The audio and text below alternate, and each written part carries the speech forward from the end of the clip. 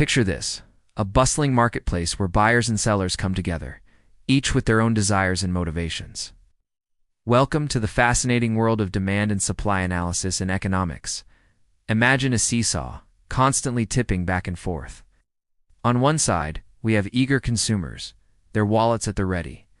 On the other, we have producers, armed with goods and services.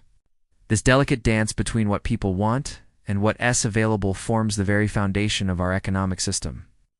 But what happens when the balance shifts? When suddenly everyone's clamoring for the latest gadget, or when an unexpected event disrupts production? That's where the magic of demand and supply analysis comes into play.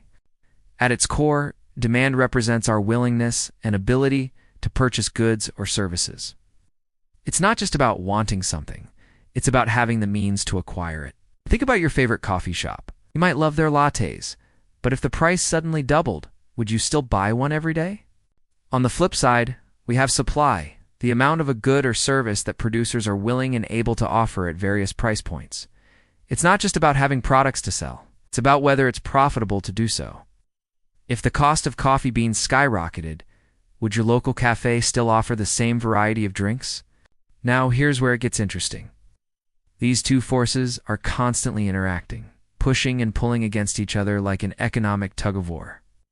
When they meet in the middle, we reach what economists call equilibrium, that sweet spot where the quantity demanded equals the quantity supplied. But life isn't always about balance, is it? Sometimes, external factors throw a wrench in the works. A sudden heat wave might send demand for ice cream soaring, while a drought could limit the supply of wheat. These shifts create ripples throughout the entire economic ecosystem. Let's dive deeper into the demand side. We all know that when prices go up, we tend to buy less. This inverse relationship between price and quantity demanded is known as the law of demand. It's as sales and discounts are so effective. They tap into our natural inclination to consume more when things are cheaper. But it's not just about price. Our incomes, preferences, and even expectations play crucial roles in shaping demand. A pay raise might make you more likely to splurge on luxury items, while concerns about future job security could lead to more cautious spending. Now, let's flip to the supply side. Here we see a different relationship emerge. As prices increase, producers are generally willing to supply more. This makes sense, right? Higher prices mean potentially higher profits, incentivizing businesses to ramp up production. However, supply isn't solely dictated by price either. Technological advancements, changes in input costs, government policies can all influence a producer's ability and willingness to supply goods or services. The beauty of demand and supply analysis lies in its ability to explain and predict market behavior. By understanding these fundamental forces, we can better grasp why prices fluctuate, why shortages or surpluses occur, and how markets eventually find their balance. Think about the last time you saw a long line outside a store for a limited edition product. That's demand and supply in action.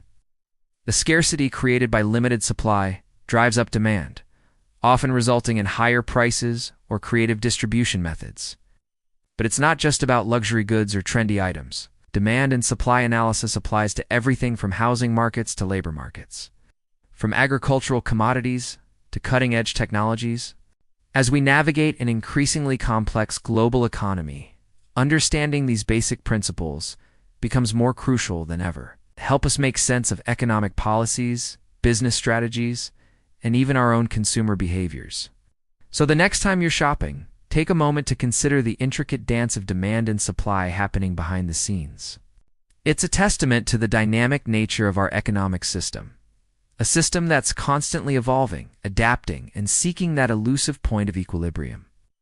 In the end, demand and supply analysis isn't just about graphs and equations. It's about understanding the very fabric of our economic interactions. It's about recognizing the invisible hand that guides markets and shapes our daily lives. And most importantly, it's about appreciating the complex interplay between what we want, what we need, and what's available to us in this ever-changing economic landscape.